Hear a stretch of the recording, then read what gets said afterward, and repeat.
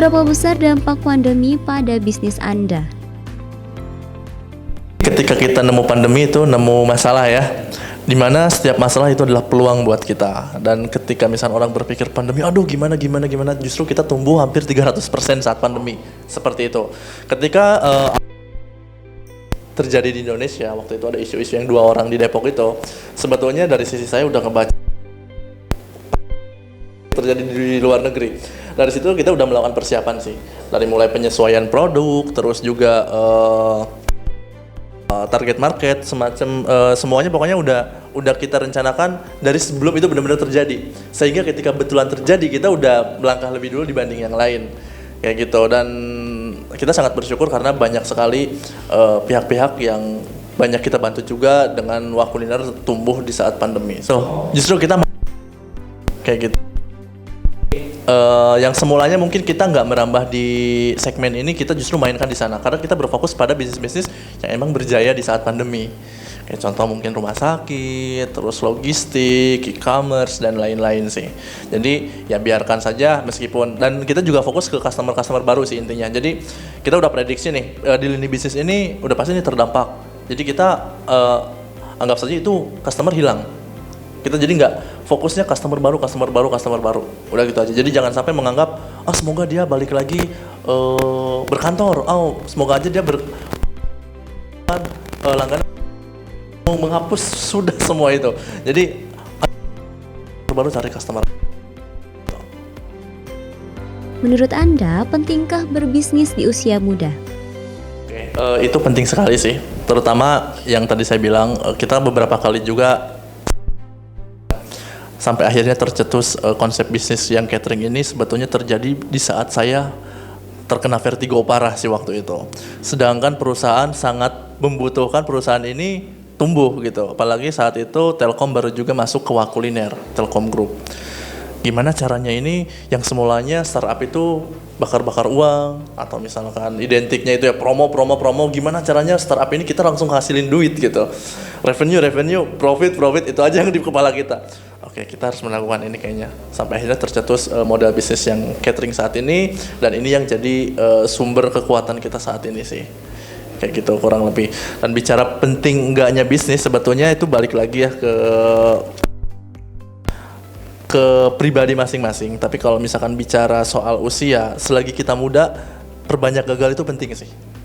Perbanyak gagal itu penting karena dari situ kita justru belajar. Jadi belajar yang sesungguhnya bukan berarti pendidikan itu nggak penting ya. Pendidikan itu sangat-sangat penting untuk membangun pola pikir kita, terus relasi kita juga. Tapi eksekusi di lapangan atau pengalaman di lapangan itu jauh lebih penting. Karena saya juga termasuk salah satu orang yang cabut dari kuliah sih kayak gitu. Karena saya melihatnya, gila kalau gue kuliah nih, gue bakal ngebuang waktu beberapa tahun. Sedangkan gue pengen cepet berhasil gini gitu sih. Adakah pola pikir kaum muda yang harus diubah untuk memulai berbisnis? Ini unik sekali sih. Jadi ini juga sangat penting di proses perekrutan kita. Jadi yang paling utama sebetulnya bukan knowledge yang kita ajarin sih, tapi pembentukan mindset, cara berpikir juga benar-benar kita benahin sebelum saya kasih materi tentang produk, tentang Wah Kuliner. Karena kebanyakan tuh sebetulnya manusia tuh punya kesempatan yang sama.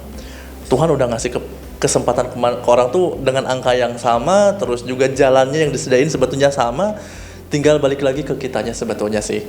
Jadi kalau misalkan bilang, wah dia S2 pasti dia bakal lebih berhasil dari kita. Misalkan gue mah cuma anak kampung gini-gini, pasti gue kemungkinan berhasilnya lebih sedikit. Enggak seperti itu sebetulnya. Jadi yang perlu dilatih itu pertama cara kita berpikir.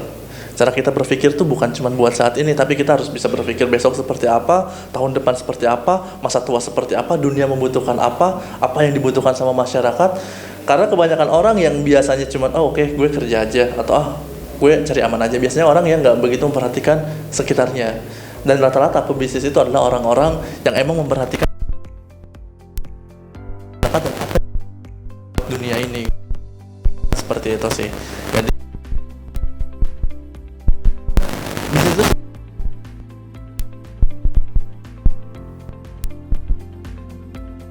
Bagaimana Anda melihat banyaknya kompetitor di dunia bisnis?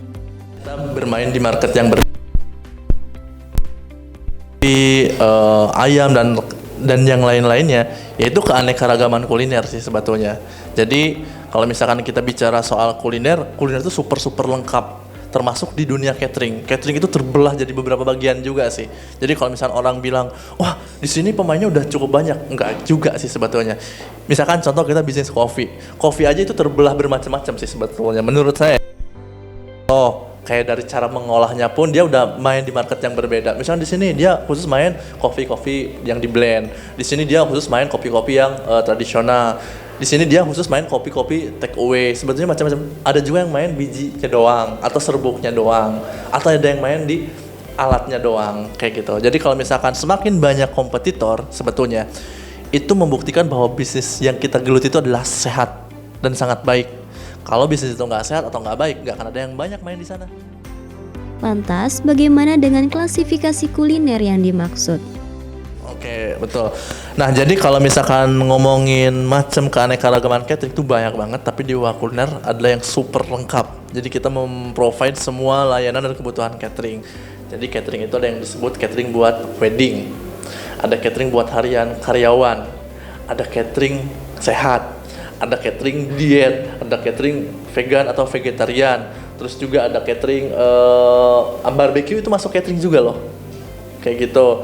Terus juga kayak liwetan gitu-gitu itu masuk kategori catering, dan di Wakuliner tuh bisa semuanya seperti itu. Atau misalkan kalau kita lagi ada acara-acara yang lebih kecil gitu, itu juga merupakan salah satu layanan catering, itu namanya kanape sih, kurang lebih seperti itu. Jadi banyak banget antara segmen kantor dengan misalnya rumah sakit aja itu udah dunia yang berbeda sebetulnya. Jadi nggak semua dapur catering konvensional bisa main di segmen itu. Tapi kalau Wakuliner, alhamdulillah kita bisa klasifikasi customer dan di semua kebutuhan.